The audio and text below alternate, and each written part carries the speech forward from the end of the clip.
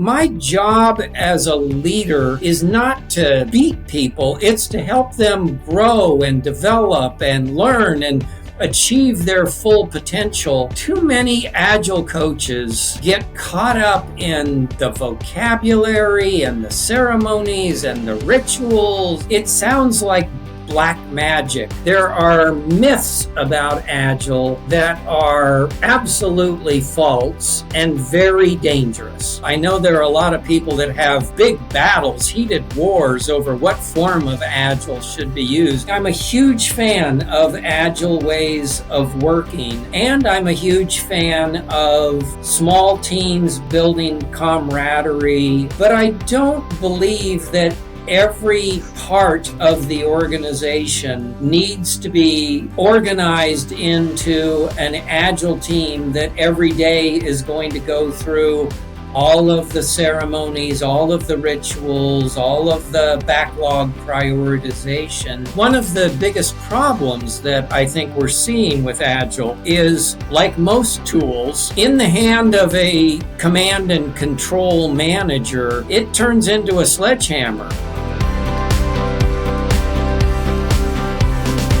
Hello, everyone, and welcome back to another episode of the Agile Insights Conversation Series. Today, I'm again being joined by Darrell Rigby. This is part of the special interview series that we're doing around his book, Doing Agile Right. And today you can hear it. My voice is a bit sore. Have been training too much in the past days. I think Darrell might also have a sore voice, but it should be good enough for this conversation.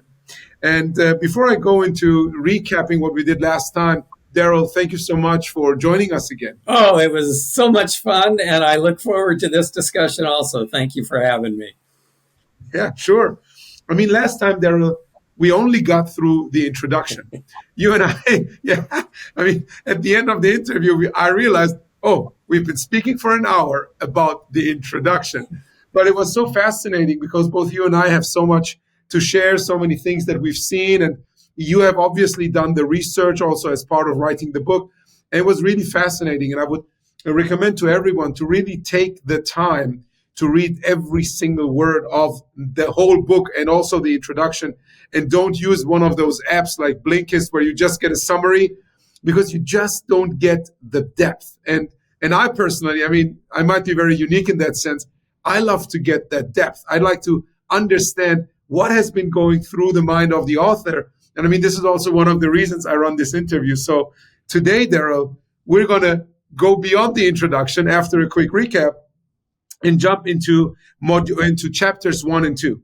Now, in that introduction, you had a few fascinating things where you talk about the topic of bureaucracy specifically, right? And one of the aspects which I liked a lot was the fact where you highlight that Agile and bureaucracy, they ultimately need to work with each other, right? It's not just getting rid of one. There was a reason why bureaucracy was created. There's also a reason why Agile is becoming more and more important. And a successful organization manages to marry those two.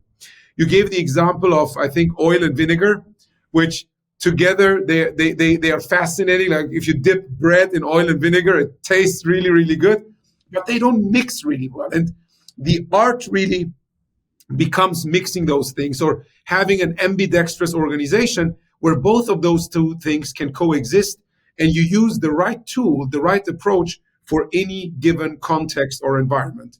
Is that memory correct? It is. And, frankly, I feel the same way about several versions of Agile. I know there are a lot of people that have big battles, heated wars over what form of Agile should be used, or does waterfall ever make sense? And frankly, I do think sometimes waterfall can make sense. If what you're trying to develop and how you're going to develop it is perfectly clear, go ahead and develop it. So I'm a big believer that Agile is a tool and that it works most effectively in the hands of a skilled leader who knows how to use the right tool at the right time in the right place. Yeah.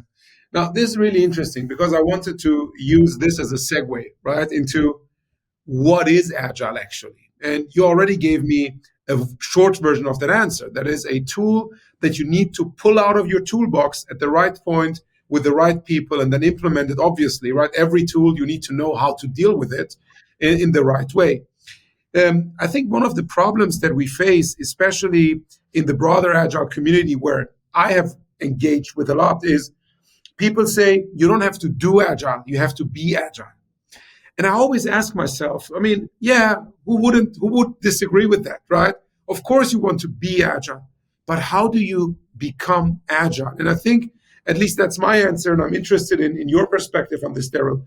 It's by applying those tools and techniques in a systematic manner, which then help you build certain habits, certain deep understanding of the usage of that tool, and that also help you achieve the outcomes that the tools promise.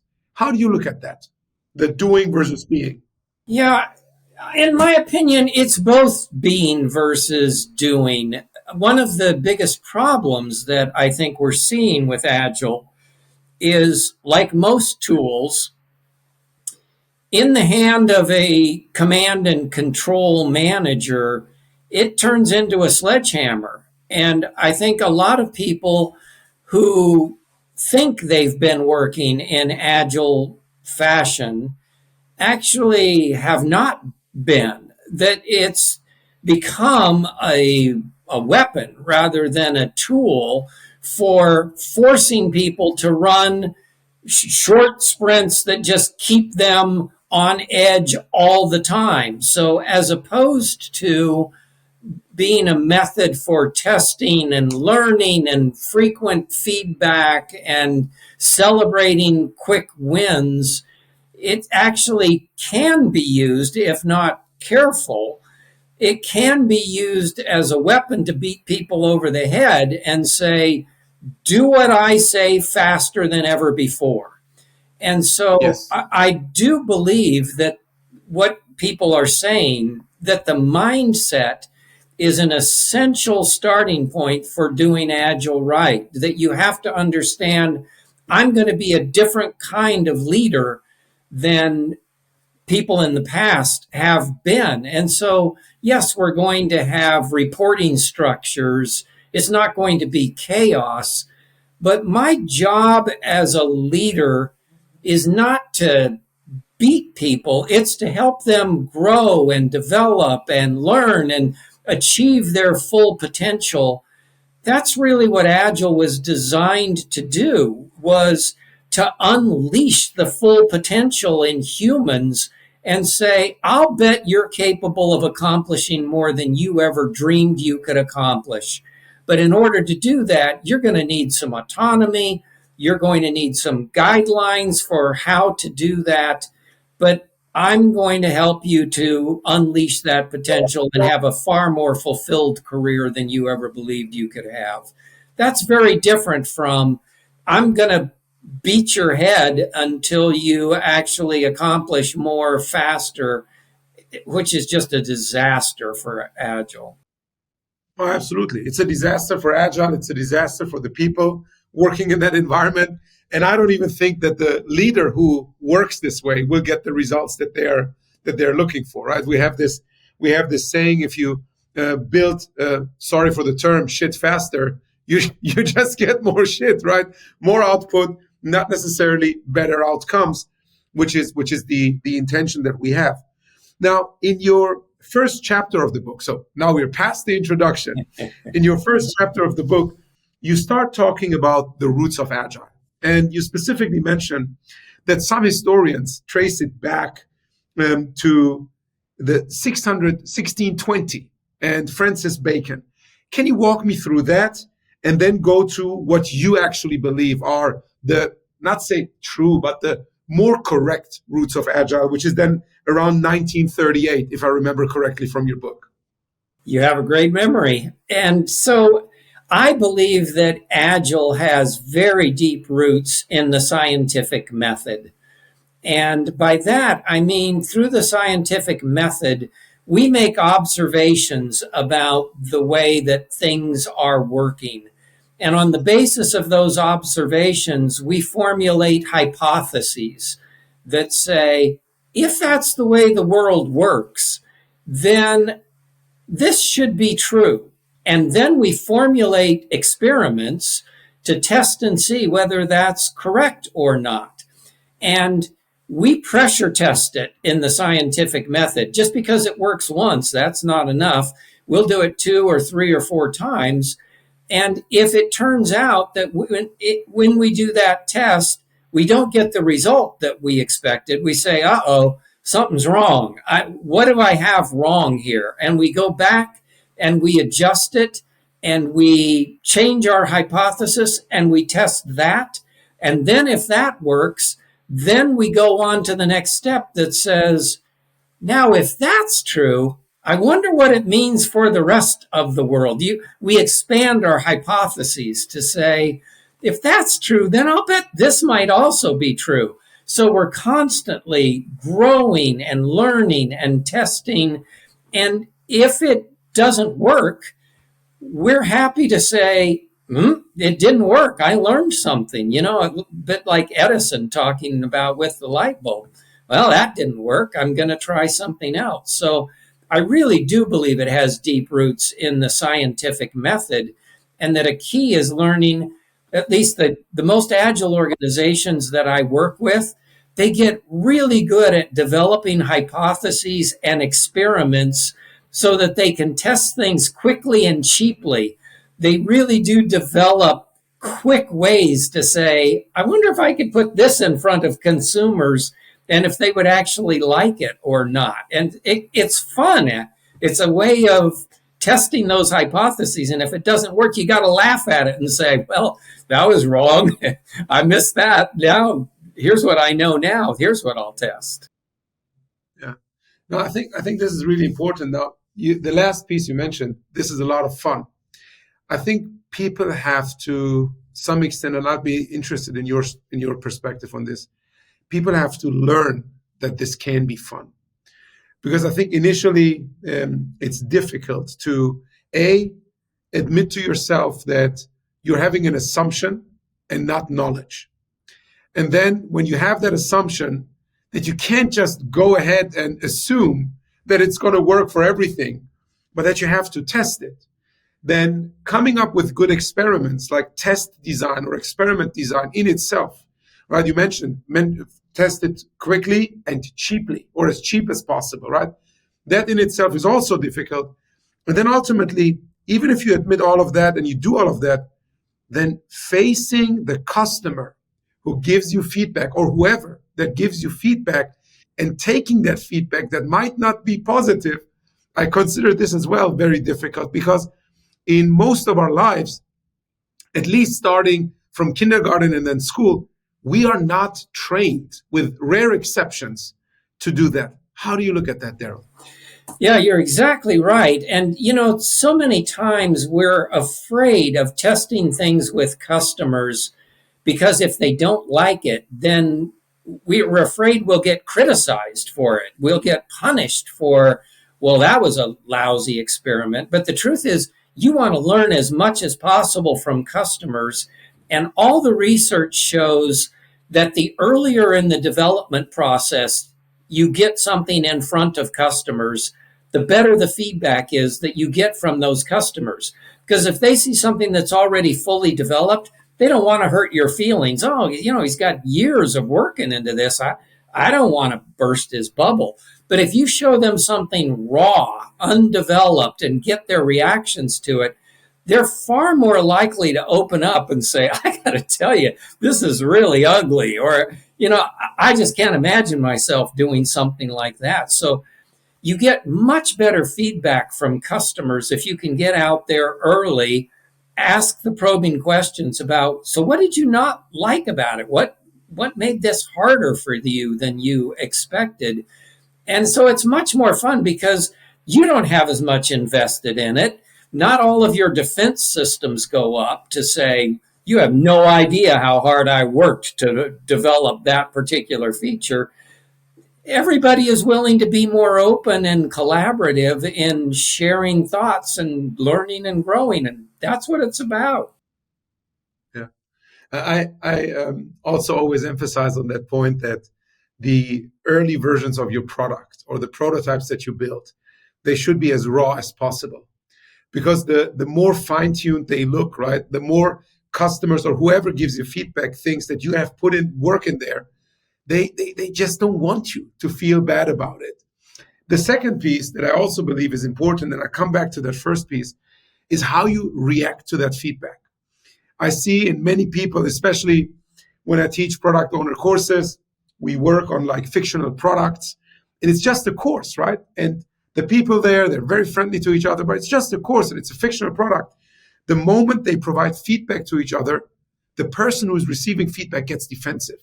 And they always find excuses. Now, what does that do? And I show it to them in the course. The moment one person gets defensive and has excuses, no one else is willing to provide feedback. And there's such a simple trick to do is just you receive feedback, say thank you. No justification, no nothing. Thank you. Now, you give others the permission to also give feedback. But I want to come back to that first point, Darrell, the raw prototype. Most startups that I know have no problem doing this. They have no reputation to lose, right? They don't have existing customers. Right. That's the definition of a startup. Large corporations, right? They do have a reputation. They have customers to lose. How do you convince them to get out, be bold, and have those raw prototypes or raw early versions of a product? The only way to do it is by testing and learning, by trying what happens when you go out with those early prototypes. The problem is that I think unintentionally, executives have beaten creativity out of too many employees by criticizing things too early or criticizing learning as shouldn't you have been smart enough not to have done that in the first time, as opposed to celebrating learning. You know, one of the things that when I'm working with executives and trying to teach them about early prototypes, I've done this a couple of times, is I'll have people draw pictures of each other. And it's interesting if you get a genuine artist, they love it. They're drawing a picture of somebody. It's a beautiful sketch and the person wants to keep it. In too many adults, while they're drawing the picture, they're saying, "Oh, I'm so sorry. This is so embarrassing. You don't look like this." And they're spending the whole time apologizing and thinking about how bad this is. When I do it with children, when I do it with people who are 6 or 7 years of age, when they're drawing each other, they are laughing. They're having the time of their lives.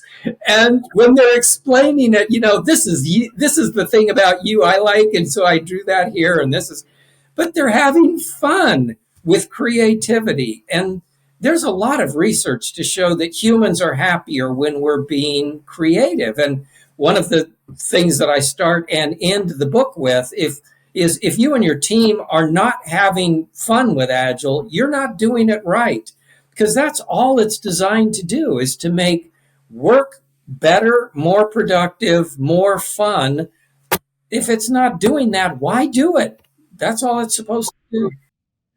Absolutely. It's supposed to increase productivity, increase engagement, increase fun. Now, going back to the roots, you started out with the scientific method, 1620, Francis Bacon, and then you continue in the 1930s with a physicist, I forgot his name, from Bell Labs, and then make that segue to Edward Stemmings.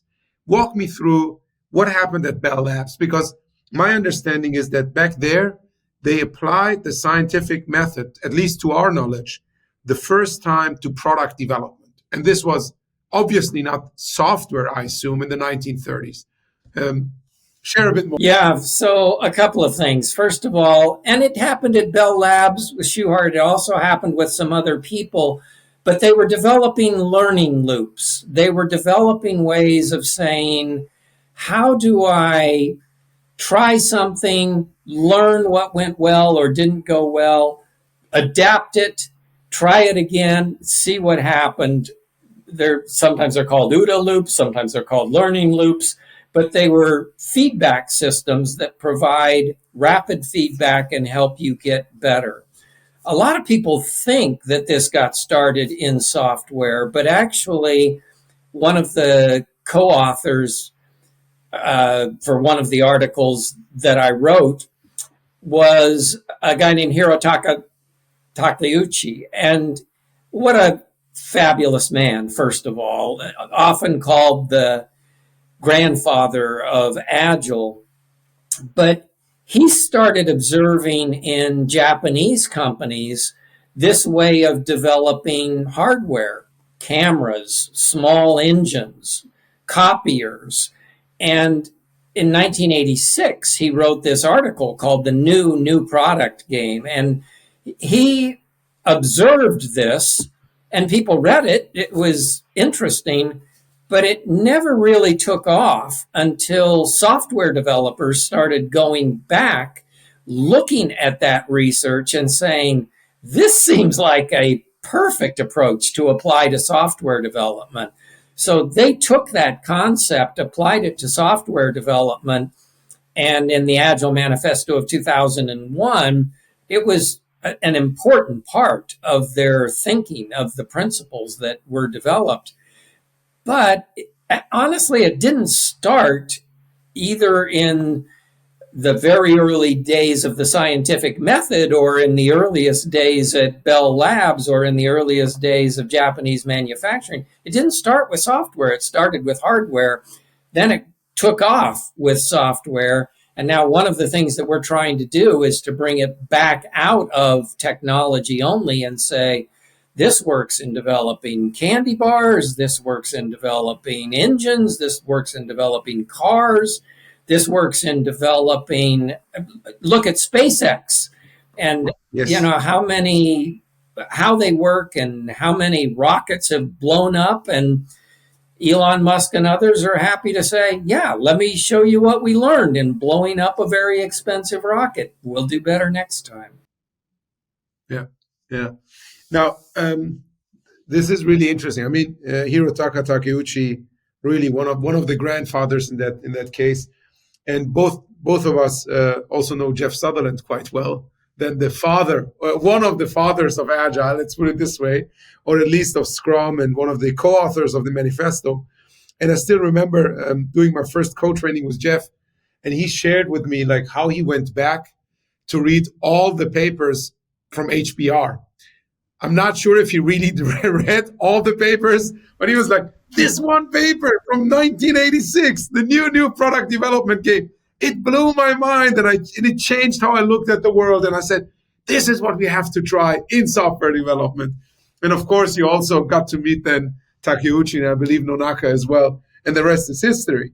Now, when we look at this, you mentioned it started somewhere else outside of software. Now we're taking it back to many of those industries and even new industries. And I think it actually works in any place where we're facing uncertainty. It doesn't even have to be product development. If I look at some of the companies that I get to work with, they do marketing campaigns. I mean, there are few things where you have more uncertainty than in marketing campaigns, because there's this famous quote in marketing, you always know that 50% of your money goes to waste. You just don't know which 50%. Right. So this really describes the uncertainty, and figuring out like small experiments, especially when you think about online marketing where you can do tracking way better than any time before, but you still don't know which of these like posters that you create or whatever is going to land with the customer, and then applying the Agile principles in there really, really, really makes a lot of sense. Now, when we look at organizations, especially larger ones, they not only have the question like, should we do Agile or not? Very quickly, they get to the question, and this is now going into chapter 2, scaling Agile. Now, I want to get your thoughts on scaling, especially with regards to three questions. When to scale, what to scale, and then how to scale. But let's start with when. When do you recommend to organizations to scale beyond the simple framework that is designed for a team such as Scrum, right, towards something that because you are scaling it becomes a bit more complex or maybe just complicated. Walk me through your thinking. What do you advise to your customers? So let me start with doing Agile wrong, because I have seen too many times where some consulting firm comes in and says, you need to scale Agile as soon and as quickly as possible. And therefore, the right solution is what gets called a big bang solution. We are going to come into your organization. We're going to reorganize everything, often using a Spotify model. We're going to divide all of your current business units up into squads and tribes and chapters and guilds. And look, it's working at Spotify, so it can work for you. And I frankly spend a lot of time undoing those kinds of organizational changes. It is not the way Spotify worked, certainly not the way Spotify works today. They didn't get there that way, and they all have a very unique culture. So, in my opinion, it is wrong for senior executives to force Agile on the organization at all, but certainly faster than the organization wants to adopt it. I would much rather start with teams that create beacons of inspiration for the rest of the organization. They're so successful that they are then going to other parts of the organization and saying, you should do what I'm doing. This is so great. We're having fun. Look at the results that we're creating. Look at how happy the customers are. Look at how the employees are staying. I'm telling you, I wouldn't work on innovations any other way. You should join me and do this. When it spreads that way, it's very different than another flavor of the month from senior executives saying, well, this month, this quarter, this year, we are going to be Agile. And so I would say, I wouldn't scale Agile until it has proven valuable inside the organization. You've figured out what works and what doesn't work inside this organization. And you now have figured out how you could do this in dozens or hundreds of teams successfully. Because if you take bad Agile and scale bad Agile, it gets terrible. You do not want to scale bad Agile throughout the organization. On the other hand, if people have really learned how to master it and they want to do it, that's the time to do it. But not until it's proven itself and the organization has confidence in it. Yeah, I like that aspect because it also very much resonates with what I have seen and what I would advise to organizations. And I always tell them it's great to look at these case studies out there. Let's look at Spotify. Let's look at Amazon. Let's look at this company, this company. Let's look at organizations. If you say Spotify was a startup and they started like this, great. Let's look at organizations who have made that transition. But all of those case studies are just inspiration. Right. And with many people within your organization, they have still their excuse. And they can say, oh, this doesn't work in our organization because we are XYZ. Ultimately, there are always differences. So the first thing that I always try to do is to create an internal success story. Because once you create, and I think that's the beacon of hope or inspiration that you mentioned, right? Yeah. If you have that internal case study, nobody can come and say it doesn't work in our organization because you've just proven that it's worked, right? You've had that hypothesis. You designed an experiment, going back to our scientific thinking conversation of before, and now you've proven that it works. Plus, you have learned what it takes to make it work, at least for some aspects in this organization. Now you can design the next experiment. So really applying an incremental, iterative, and agile or scientific approach to that scaling. Now, when you create that case study, and that will be my question to you, Darrell, and more units of that organization say, right, they pull, they're right, we want to do this too. We want to get these results. We want to have the fun. We want to X, Y, and Z. What is then your approach to scaling it? How, and also, I mean, both you and I are external consultants. What role do you believe we should play? What should be done by the internal people within those organizations? It's a great question. And I believe too many consultants actually take on roles that the internal organization should be doing itself. So I believe a good coach should help them get better at doing Agile. I've seen a lot of times where consultants will pull people out of the organization into some sort of a lab or a special warehouse or something like that. And then they will lead the teams in developing some new product. And then they'll say, now you go back into the organization and do it. Well, that's not a real test. That's not a real experiment. You've got to figure out, can I do it within the organization with the people in the organization that are going to have to do this? Because only then are you going to run into the barriers that prevent people from adopting it and eventually scaling it. So I don't believe that the consultants should be a product owner or should be the primary product coach. I think they should be teaching people how to do it and observing. And when things are going wrong, say, pull them aside and say, let me tell you what I'd do a little bit differently here. The other thing, though, that I think sometimes the consultants can be helpful in doing is bringing the success examples to the attention of senior management so that senior management will eventually get on board and not be defensive about it, but say, I'd love all my organization to be as productive and happy as these people are.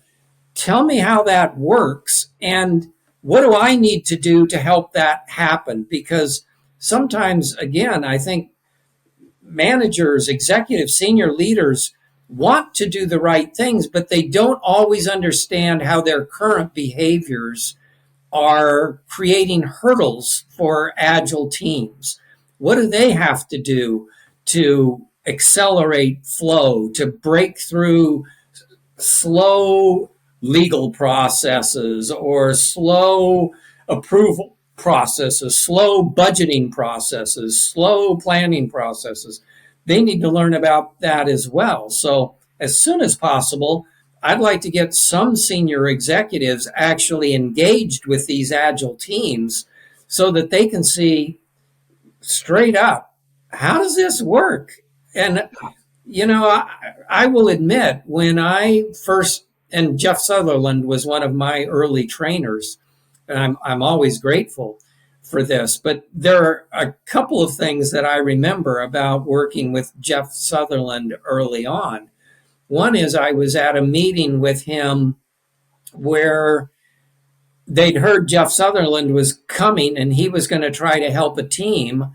And so, you know, typically a team is fairly small. Let's say 6 people or 8 people, something like that. He walked into the room and there were like 35 people in the room because they all wanted to meet Jeff Sutherland.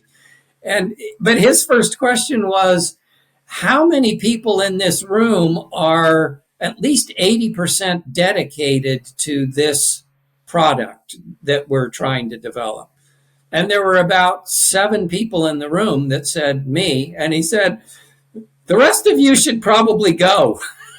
You know, we'll talk about it some other time, but let's work with the people that are really the core team. So I think it's important to work with the people that are really doing it, coach it, make it successful. And then in terms of what your second question of what do we do, I think it's important.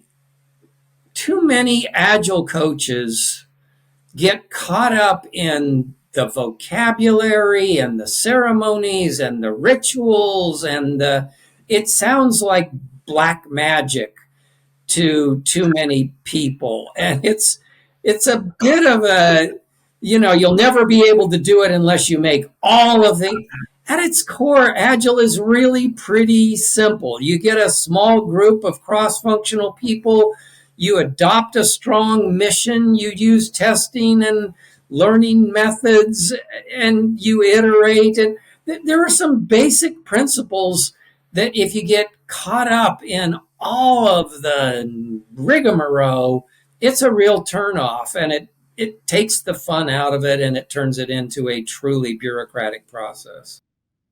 Yeah. Oh, absolutely. Darrell, you have grandkids, right? I do. Have you seen the movie Kung Fu Panda? I have. Yeah.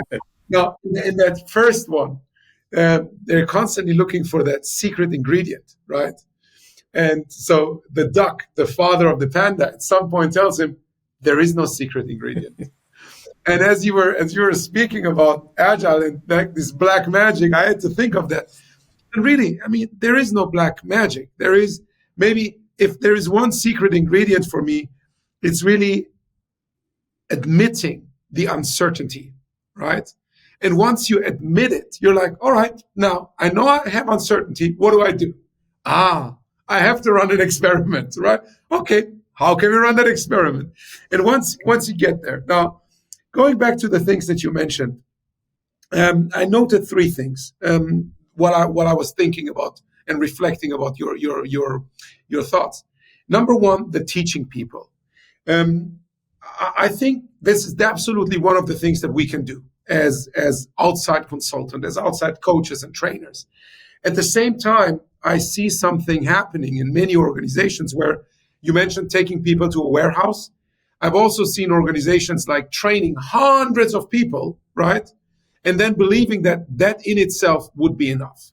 I don't think that's the case. I think you need to train people, but you need to pick specific people and make them at some point become not promoted, but become trainers to some extent themselves. One of the things that I always do with organizations is enable them so that they can enable themselves. Because that's, I think, also how my impact, how my work scales. How do you look at that? And I mean, before you answer, the reason I do this is my organization is small. The organization that you represent is much larger, right? So for me, there is no other way than this. But for you, for Bain, there are other ways than this. How do you look at this? And maybe you've had other experiences. Really open to hear that. There are other ways of doing it, but I think your way of doing it is the best way of doing it. And so preserving that smallness, even inside a large consulting firm, is, I still think, the right way to do it. I think too many consulting firms get excited about major projects, transformational products that are overnight, after millions and millions of dollars, supposed to transform a corporation, and too often it's too much, too fast, and it doesn't end up working. So I still think expanding gradually, expanding organically in ways that the organization can adopt it is right.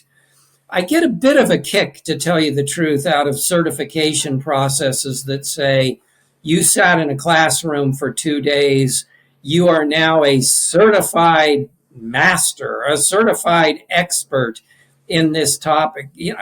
I've done this for 25 years now. For my money, I would rather work with somebody that has been doing this for 5 years in a real organization than someone that has a fancy certificate from some training course in 2 days. Because what you really want is people that understand how it works, what's necessary, what is perhaps useful. If it's not useful in your organization, that's fine. I did it at this company and this worked fine. At this company, it didn't work fine. Understanding the cultural nuances, that real life practical experience, there's just no substitute for that. Yeah, 100%. 100%. No, I mean, I'm happy to hear that you believe the approach that we use is a good one. Now, the second aspect that you mentioned is a role that outside consultants can play is connect with the senior managers in the organization. There's this saying in German, and I don't know how or whether it translates to English, that the prophet in its own country is not worth anything, something like that, right, across these lines. And I do get from a lot of senior leaders that I work with, they're like, hey, Sohrab, you have a great standing here. Like, if we say the same thing that you're saying, no one's going to believe us, but they believe you. So we need to leverage this. And I had to learn that just doing this is valuable to the organization, right? Sometimes saying the simplest things, that this is valuable to my client, because it convinces people who are necessary to be onboarded, to embark on this journey, create the environment so that then the teams, the products, ultimately everything can succeed. Now, I assume that you, Darrell, also do the vast majority of your work with senior leaders. How do you approach, especially leaders that are very hesitant to go on this journey? Because, I mean, they have gotten in their situations or in their positions, that's the right, better term, because they have done things in a certain way, right? And especially when an organization is still successful, we cannot easily go and say, hey, look, this is like a turnaround situation. You need to completely change. What do you do in those cases? Yeah, it's a great point. And a few things that I would say. One is there are myths about Agile that are absolutely false and very dangerous. So one of those myths is if I set up Agile teams, then I just have to give up my leadership role. I just give full responsibility and autonomy to the team. To me, that feels like an abdication of my responsibility to all of our stakeholders. Is that right? Do I just have to stop being a leader? And the second thing that I hear frequently is, and I understand that Agile teams don't do plans. They don't do forecasts at all of, so when would a project like this possibly be done? Or what am I going to deliver? And both of those things are just terribly wrong. You know, for a starter, I think Agile teams, if they're working right, give full transparency into everything that they're doing as frequently as possible. One of the biggest challenges that I have when we set up Agile teams inside a big organization is I want them to meet with the senior leadership team and show their progress on a regular basis. The teams are scared to death to do that. Yes. Even if I schedule time with the senior executives, they're saying, oh no, I need 4 months just to get ready to have a meeting with the ELT. No, you don't. We're preparing them for this. This is going to be fun. Show them the working prototype. Show what customers are sharing about this. And so one of the things that we have to break down is this fear of meeting with senior executives and showing them half-baked products, but exciting progress. The second thing that I think people make a mistake about is Agile teams don't plan. They can't tell me when anything is going to be done. And I think that's false as well. I think Agile teams are better at planning than maybe anybody else in the world. What they're better at doing than most people is laying out the assumptions behind those plans. They make them very transparent to say, here are our hypotheses, and here's where we're going to start testing those hypotheses. And as opposed to most teams, we're going to start with the riskiest, most dangerous hypotheses first, because the natural inclination is, let's do all the easy stuff for the first 12 months so that we can show that we're making progress, so that we can keep getting funded. and then we'll save the deal killers until the last 6 months of the project. By then, it'll be too late to shut it down. So we'll have a good job for 18 months. Agile teams are more likely to say, the deal killers are these. Let's test those up front, because if we can't overcome those, why spend the rest of the time and money working on this? It's very different, but it does do planning. It says, here's the scope, here's the team that's going to be required, here's the resources, here's the time that's going to be required. But if these assumptions are wrong, we're going to come back to you pretty fast, and that will change our plan. It's an adaptive plan. Yeah. No, I can fully resonate with these things. Now, especially the first point that you mentioned, the transparency piece. I've been working with several clients where we ask the teams that are just working on the transformation piece itself, right? Their product is, for example, the operating model and how the transformation is progressing and all of that. You know that. And I've been working with them, like, you need to make this transparent to the senior leaders, right? But they're like, we don't have any outcomes yet. I'm like, yeah, that's because the outcomes take time. That's fine. It's good to think about how can we get to outcomes faster. It's a good way to think, but not having any outcomes yet shouldn't keep us from being transparent. Because you know what this looks like to the senior leader? It looks like a huge black box, right? And when they see a huge black box, which costs them millions of euros every month, they get nervous. Rightfully so, right? I would get nervous too. So I want to know what's happening there. Now, let us just bring them in. Let's just bring them in into the planning. Let them experience this. Let them see what kind of energy is in here, because the energy itself, the excitement of the people, the discipline and professionalism that they display, there is some kind of outcome. It's not measurable yet, but you can feel it. You can sense it. And that increases the trust, which then again gives you more freedom, more autonomy to explore things. But I see this being really difficult on the side of the teams that have the fear, as you mentioned, and on the side of the management that have not been used to getting those half-baked, unfinished, raw prototypes. And bringing that together is some kind of a chicken and egg problem where I believe, like people like you and I, we have to mitigate a lot. We have to encourage the teams that are scared, and we have to tell the senior leader, don't be too harsh on them, right? Right. Keep them engaged. Make sure that they understand that you're okay, but be productive with your feedback. Don't hold back, right? Give the feedback, but don't kill it, right? Don't beat it out of them, because that goes back to the creativity piece you mentioned earlier. So myth busting, I fully agree. Now, I want to move from here a bit to, we are talking about scaling Agile, and you referred to some of the models already, right? For example, the Spotify model. And I'm very happy. I know Henrik Nieberg. He always says there is no Spotify model. At some point, he's like, oh man, it seems like there is one. And it seems like I helped create it, but please don't copy it, which is a good thing. But there's a ton of other models out there.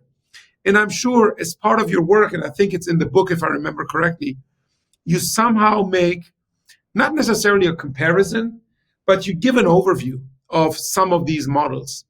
Where do you see strength and weaknesses, or opportunities and downsides, if an organization starts their own journey by adopting one model and then changing it, rather than saying, all right, I know all of these models exist, but I'm going to create my own thing, something that fits my culture and my basically business model? Which is exactly what I think a company should do, by the way. I think they should understand all of those various, both agile approaches as well as scaling models, and then adapt them to fit their organization.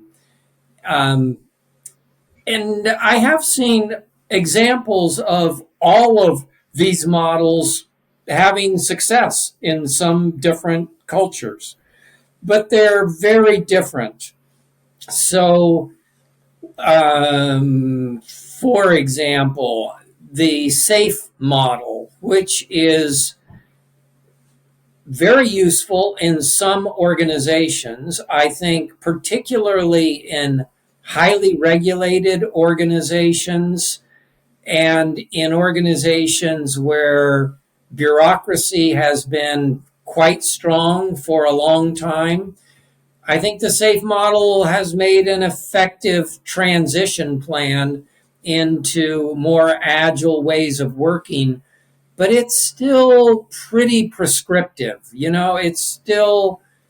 It can be a useful transition point for some organizations, but for others, it just feels like and can be misused as just more command and control. It can be a little stifling, I think. I've seen people adopt the so called Spotify model, adapt it. There are dozens of these models. I think the Scrum at Scale model, I've seen that be very effective as well. I just think it's important to study each of them to understand what the similarities are. And by the way, in general, I would say there tends to be 70% in common with all of these models. Yes. We talk a whole lot about the 30% that is different, but the 70% that overlaps, you're pretty sure you're likely going to be doing something like that. And then the other 30% you may play with. Yeah. No, I fully agree with you. I also recommend the same thing to customers. Now, there are organizations where not reinventing the wheel is part of their DNA, right? And they usually, let's just take one of these things, because why should we reinvent the wheel? And then I really try to emphasize with them, hey, you are different in some meaningful ways. So maybe it's, again, worth it to explore what those 30% could look like. But fully aligned with what you just shared. Now, Darrell, when it comes to this topic of scaling, and I'm wrapping up our conversation for today, given our time box, what else would you believe is important to consider as leaders in organizations that ultimately want to make an impact in terms of how they create value for customers when it comes to the topic of scaling? Well, I'd just say, by the way, I'm a huge fan of agile ways of working, and I'm a huge fan of small teams building camaraderie. But I don't believe that every part of the organization needs to be organized into an agile team that every day is going to go through all of the ceremonies, all of the rituals, all of the backlog prioritization. I still want them looking for opportunities to improve. So I can imagine that there are things that I would encourage them to do, like getting together during the day and saying, anybody need help? I've got some time available. I'm happy to do that. Or I've got a better idea for how we could do this easier. Those kinds of things should always happen. But I don't know that what needs to happen in the accounts payable department is exactly the same that needs to happen if I'm developing a rocket to the moon.